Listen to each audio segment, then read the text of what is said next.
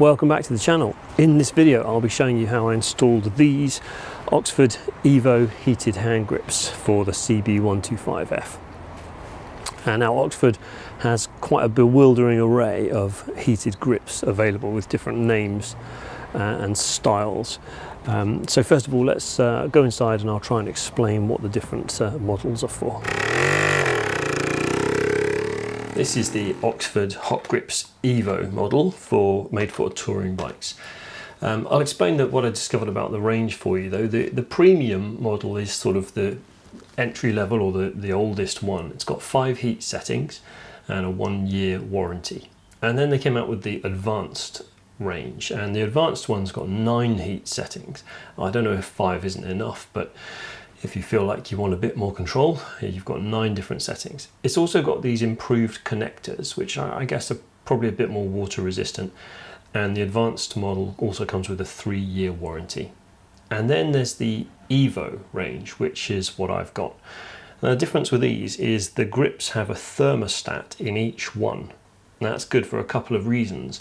One, some people have noticed the left grip actually is colder than the right grip, which seems a bit weird, and it's because the left grip is glued straight onto the metal handlebar, and metal's a good conductor of heat, but the right grip is glued onto the plastic throttle grip, which is not a good conductor. So if they're both at the same power level, the left one will actually feel a bit colder. So the Evo temperature controls each grip separately.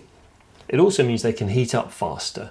So when you switch on the grips, they'll be much too cold, so it will give you maximum power until they reach the right temperature and then turn down to a lower power.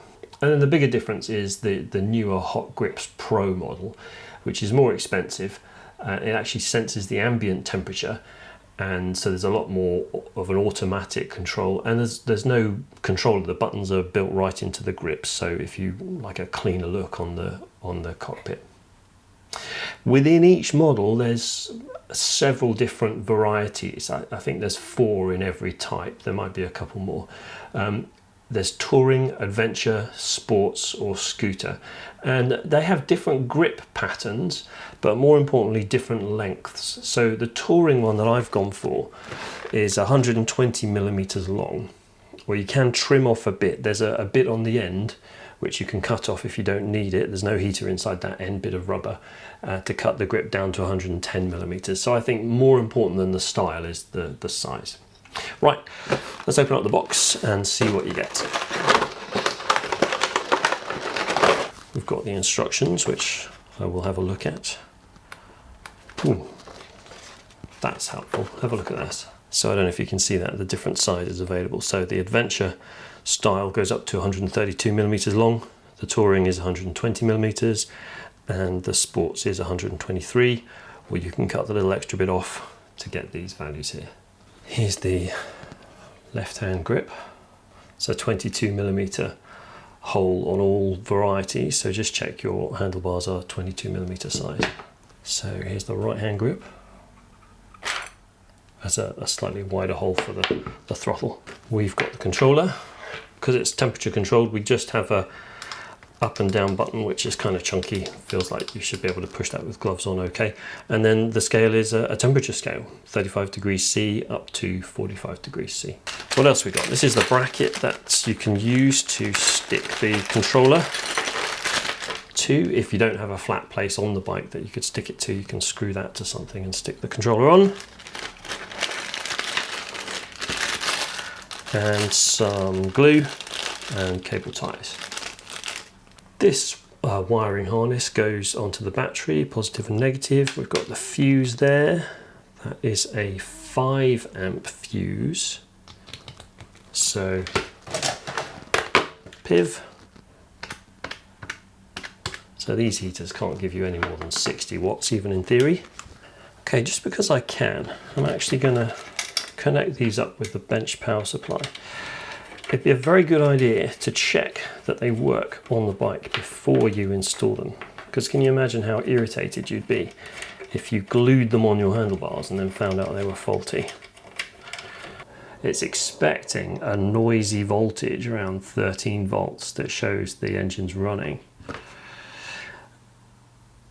So I'm not sure it's going to be possible to test it here on the bench.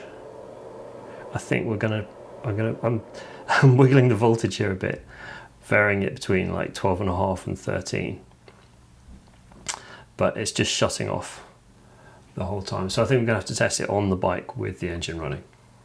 First question I've got is where we're going to put the controller. Just looking at the bracket here, it's got two holes that fit on a brake unit, but I can't go that way. It's got to go that way to have the hand controller on it. They don't supply a grip for the tube, just this bracket. So I don't know, is that at an angle there maybe? I don't know. Don't love it. Could it go? I can't go the wrong way or something. You could bend this up, I suppose. I think that's quite good. Let's try that. So let's get to the battery and connect it all up and test it before we actually install the grips. No battery. It's on the other side. Look at this guy, doesn't even know which side the battery's on.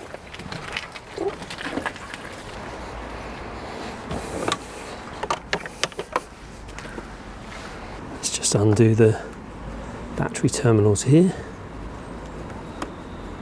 Now I've already got the USB charger wired in, so I'm going to have both at once.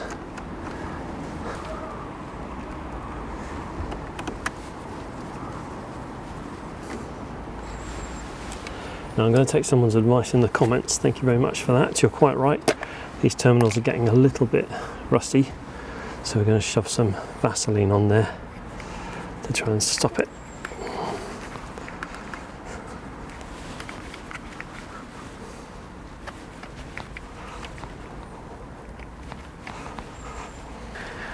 And just connect up the wire from the battery to the controller. The grips are still connected from before. And then the shut-off light's blinking there, which is what you'd expect. Okay, I'll start the engine.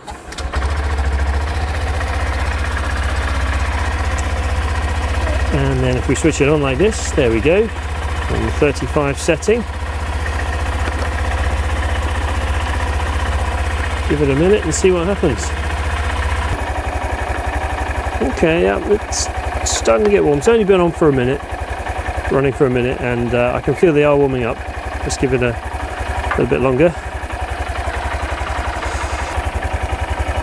This auto shut-off light keeps blinking here, which is interesting. Now, I guess they're at a high power because they are too cold. So if I rev the engine a little bit,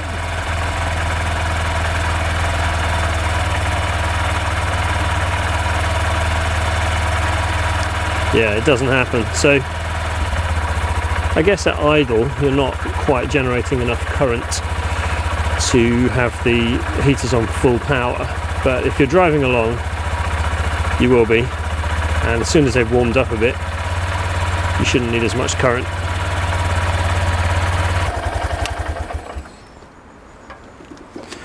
Right, yeah, so after running the bike for 5 minutes, yeah, they're definitely nice and warm.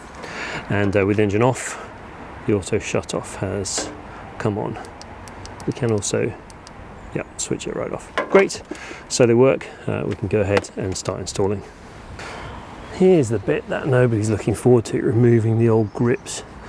And most people, I think, have just decided to just cut it straight off, but I do wonder if it's possible to take this grip off without destroying it. I'm going to give it a go anyway, just to see. So I've got some stout pliers and wrap a bit of cloth around it.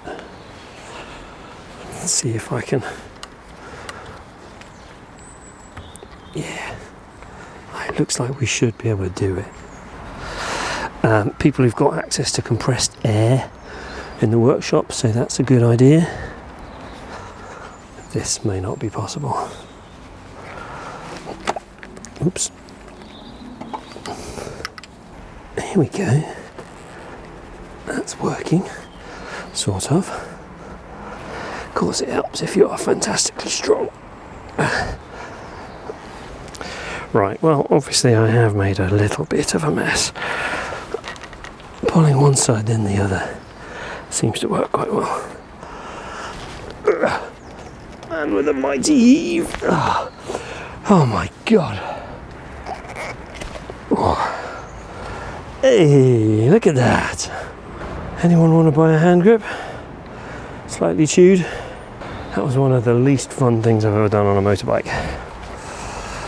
Okay, now for the moment of truth. How easy or hard is it to get the new grip on? Yeah, okay. We can get that on there. A little bit tight at the end. Okay. They do quite rightly warn you in the manual, don't use a hammer, don't pull on the cable. When you're doing something difficult, you're just tempted, aren't you, to try the easy way that's probably a bit stupid. Yeah, we will be able to get that on there. Just, I don't know. It needs a bit of lubricating, but you can't do that, can you? That's kind of the point. Oh, let me just take off my jumper. If you take your coat off, you'll be fine. It just takes a lot of pushing and wiggling. So, yeah, but it should be tight, shouldn't it? Because we want it to be secure. So, when we put the Renthals glue on there, that'll work fine. Okay. Right. By the way, there's a little bit of something on the end here. I think it's just the adhesive from sticking on the old grip, which we can just pull out of there. Yeah, tidy that up a bit. The ends of the bars are actually, we've got a solid plug in there. You can't open the end up to put a bar end on. Okay, right hand side. Well, I'm certainly not imagining that this one will be any easier. Yeah, straight away I can see I'm pulling the rubber off this plastic lip here. Oh my god. It's easier than the last one. Oh, up to a point. Hey, look at that. Oh, don't tip the bike over. As you go, just free the towel from underneath. Right, bear with me. My thinking is, if we put some WD under here, might make these slide over each other a bit more, even if it's not sliding over the throttle any easier.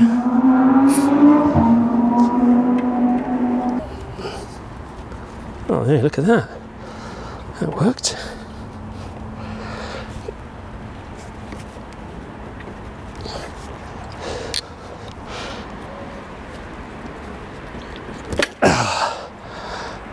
Success. Look at that. Bloody hell. It's actually inside out now. That's might deal with that problem later. It's inside out, but we got it off. Right, as expected, you absolutely cannot put on the grip without, you know, filing off the plastic bits. So let's grab a file and get to work. So just taking a file to the plastic bits here, the lip around the edge. Yeah, we can pretty easily file that off.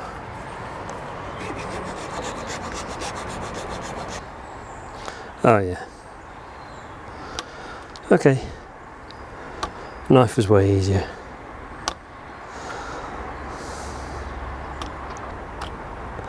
Being extremely careful because you are holding a spring-loaded throttle, that you are not pushing the knife anyway you shouldn't.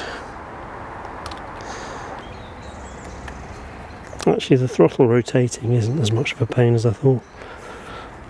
It has a decent spring on it.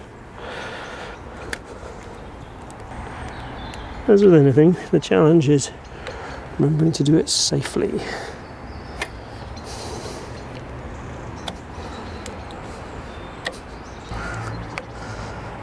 I mean, I don't love the way the throttle, the plastic sticks out over the edge of the bar anyway, without the rubber covering on it. Looks a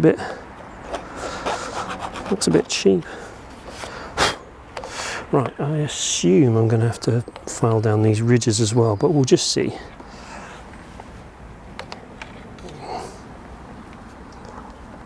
Yeah. Yeah, I think we're going to have to do quite a bit more work to get this on.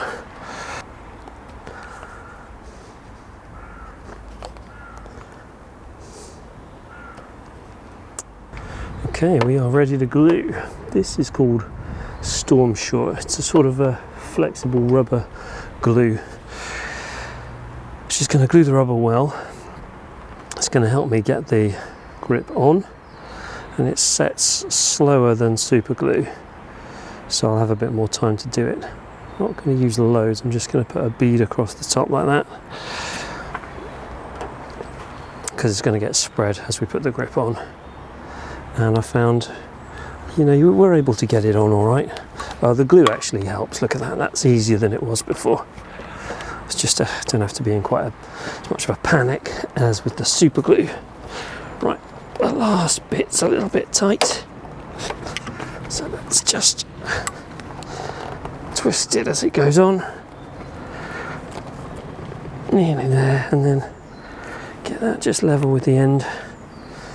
Great, and now we just want to finish with the cable pointing down, so take the steering lock off and just get the handlebars level for a second, so I can just make sure the cable's pointing straight down. Great. Same on the other side. I'm going to start with the steering locked and put a bead of glue across the top here.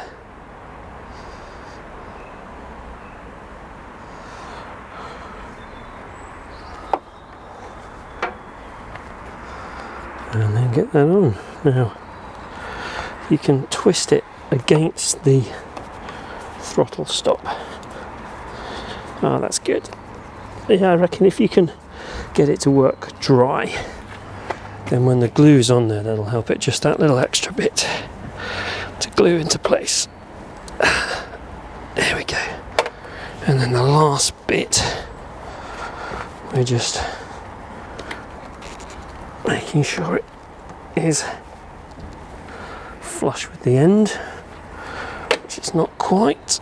There we go. Ooh, little problem here. The glue has squeezed out the edge, and it might stop the throttle turning. Pardon me for not hastily changing the camera angle, but the bike is a priority. There we go. Better throw this cloth in the bin. Yeah, that's okay. Any excess glue, obviously, we're wiping up. Now, it's important on the right hand grip to make sure the cable doesn't get in the way of the braking. So here we can see, yeah, the brake can squeeze all the way just fine. And if we're at, well, we would never be at full throttle and braking at the same time. That would be ridiculous, but you can. Even there, it's not stopping me braking. So yeah, that's fine. Now the controller screws onto this plate here with 4 screws that are provided.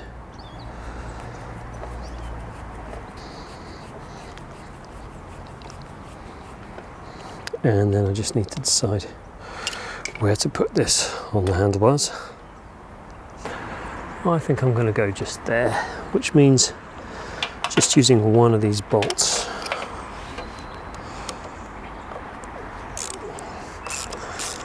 Ooh, it's interesting. It hadn't occurred to me. You could change the angle of the brake lever if you wanted to, like that.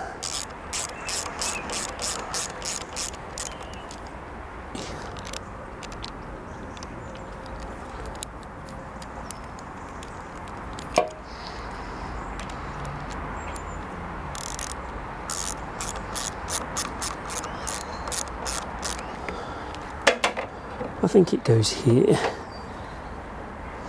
and then it's not in the way of the starter button. Yeah, and we can cable tie it along with the other cables there. It'd be nicer to have it controlled with your left hand because the right hand's busy with the throttle, but it's the only logical place to put it, I think.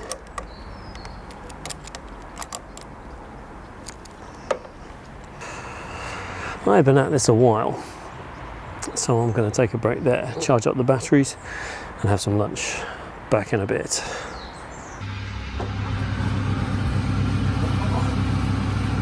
Right, pizza was a big help.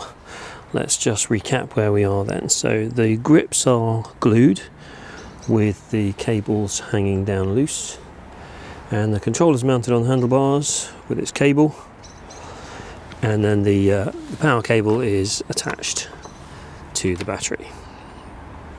So what we need to do now is route the cables nicely somehow, tucked out of the way, and connect it all up. I'm going to take the power cable to the left hand side of the bike and try and connect everything up there, just because there's a wiring loom already on the left and I could tie all the cables to it to keep them neat and out of the way. If I just lift the tank up a bit, yeah, I can get the wire underneath.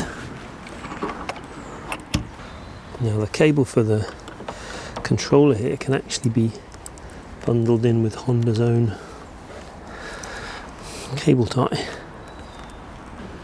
Then I'm just going to route it the same way the existing cables go. That's tricky because we've got 3 plugs on here. It's fiddly, but it will work. So I'm just following the cable down to the left. The one for the grip needs to go the exact same way. I should have realised. That can fit in there too. But I want to make sure that the grip can turn with enough cable so it's not being pulled tight. You don't want the cable too loose, or when you go full right lock it hits the tank. Yeah, that's fine. There's barely enough room for this now, but it will just about fit. Yeah.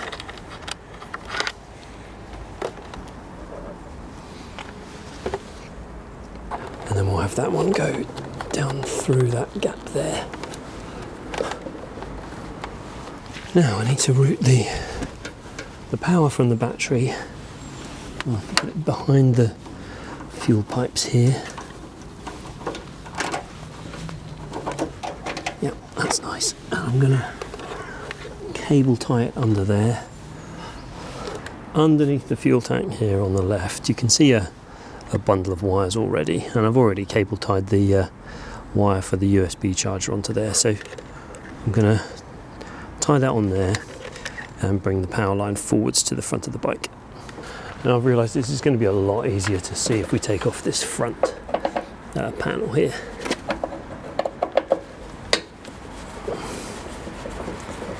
So there's a JIS 3 screw in the front, there it is, and then the panel sort of pushes forwards off a peg, and then there's a peg that goes into a little hole there. So now what we've got to do is sort of bundle them together. Might just tie it there. That. Yep. And then the whole thing can be tucked up underneath and tied as a bundle to the cables under there. I mean, it's hard to show you, but you're just taking the bundle and tying it to place. Oh, there's a little wire clip here just for that purpose. It's holding the other cables, so we'll wrap the cable tie around that. That's perfect.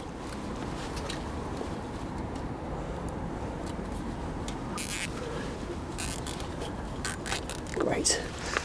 Just trim off the end of those cable ties because they're hanging down. Just to tidy up the power cable here a little bit. I'm sorry, it's probably not the best view. All right, we should be ready to go. Let's try it out.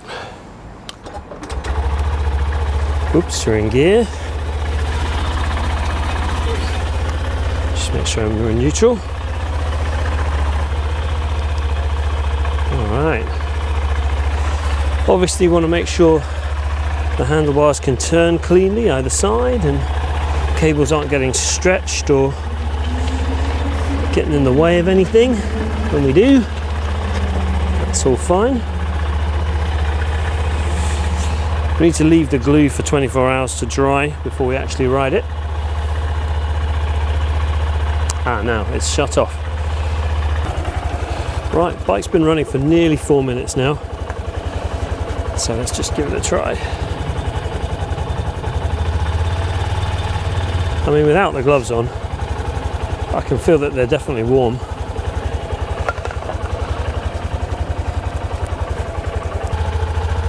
Oh yeah. Yeah, I can feel that through the gloves. Go on, let's turn it up. Just to see, we'll give it a few more minutes. Yeah, it's getting warmer still. Fantastic. Right. Switch them off. Alright, that job is what I would professionally describe as a pain in the arse. Getting the rubber grips off, the old grips off, and putting the new ones on and gluing them in place was a real hand stretcher. But we got there. If you're the kind of person that doesn't really like doing anything technical and you've only just learned how to take the seat off and the side panels, maybe you'd think twice about installing these yourself. But if you're fairly happy with tools, fairly competent, you should be all right. If you can get the grips on without the glue, then you'll be able to get them on more easy with the glue. I'm really not sure about super glue. I really don't know if you could do it in the few seconds that you've got before super glue sets. So I'll let you know how the Rentals glue worked out. Got to let the glue dry properly for 24 hours before I ride it, but I will be sure to let you know what I think of the Oxford Evo heated grips coming up in a video soon. Thanks for watching. Bye.